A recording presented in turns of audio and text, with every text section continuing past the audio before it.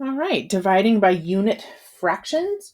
I'm going to do slides 2, 3, 6, and 7. So I'm not going to do every single slide for you, but that's okay. A unit fraction, 1/2 is an example of a unit fraction. A unit fraction is a fraction that has the denominator of 1. So like 1/3, 1/4, 1/100th, those are all unit fractions.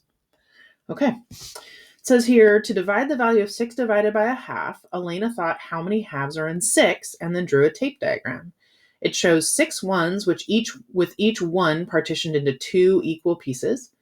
So the 6 ones, in case you're not sure where the 6 ones are here, let's find those 6 ones. So this is 1, 2, 3, 4, 5, 6 ones. So those are the 6 ones, and then each one is divided into 2 parts. That's what she did.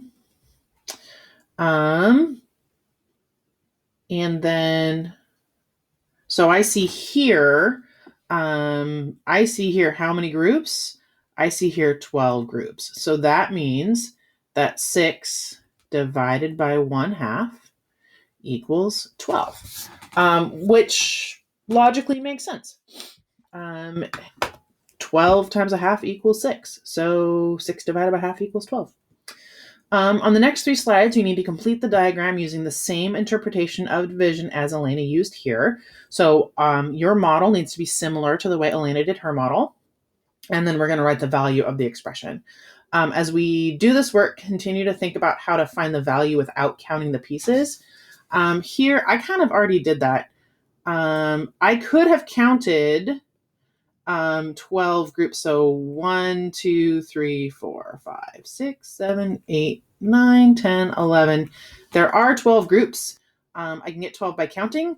I could also do, there's 6 ones and each one has 2 groups. So 6 times 2, because each one has 2 groups in it.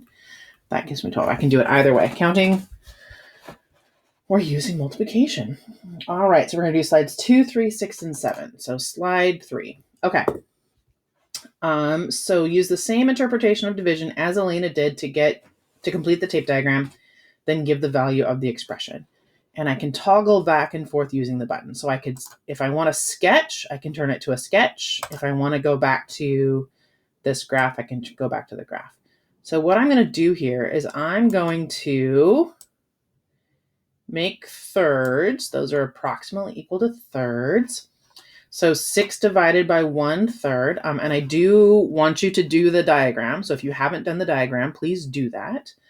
And then to sketch, 6 divided by 1/3. There's 3/3. There's 3/3 in each one. 3/3, 3/3, and so on. So if I've got 6 groups of that, I've got 6 times 3/3, which is 8.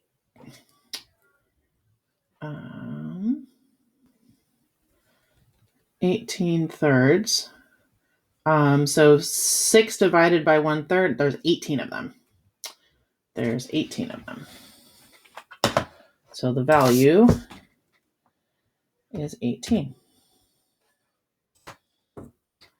That might be this part here might be, essentially what I'm doing is I'm saying that like each group has 3. So I've got 3, 6, 9, 12, 15, 18 groups in there. So that's what I'm doing.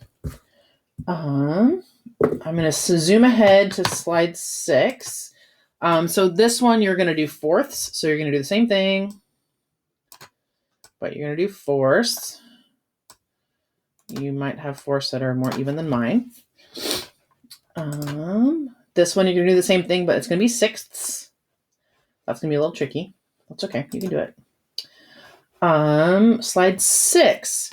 6 divided by 1. What is your most efficient strategy for finding the answer to a problem like 6 divided by 1 over a? where a is some positive number.